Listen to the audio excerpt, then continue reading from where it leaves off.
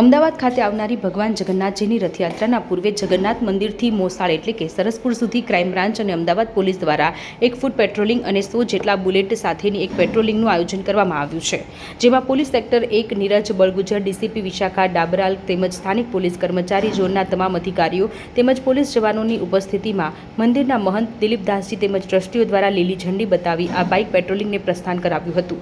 100 જેટલા બુલેટને લઈને સમગ્ર રૂટ પર પોલીસ દ્વારા રૂટનું ચેકિંગ અને સમગ્ર रस्तानी झीणवटभरी तपास કર્યું હતું। कैमरामैन विनोद परमार साथे सत्यडे न्यूज़ अहमदाबाद। हमें एरिया डोमिनेशन का मेन फोकस है और लोगों के अंदर कॉन्फिडेंस बिल्ड हो पाए कि रथ यात्रा के लिए अहमदाबाद सिटी पुलिस पूरी तरीके से तैयार है। इसके लिए ये हम आज एक्सरसाइज आयोजन कर रहे हैं पूरे रथ यात्रा रूट में, जिसमें कि जितने भी सेंसिटिव पॉइंट्स आते हैं उनको कवर करते हुए ये मार्च कंप्लीट होगा।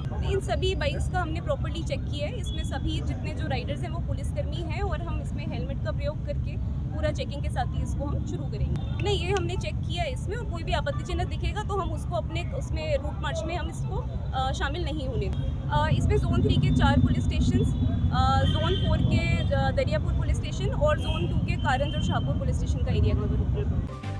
जो તમે આ વિડિયો ફેસબુક પર જોઈ રહ્યા છો તો લાઈક અને ફોલો કરો, અને યુટ્યુબ પર જોઈ રહ્યા છો તો અમારી ચેનલને સબસ્ક્રાઇબ કરો। saturday.com આઝાદી સમાચારોની।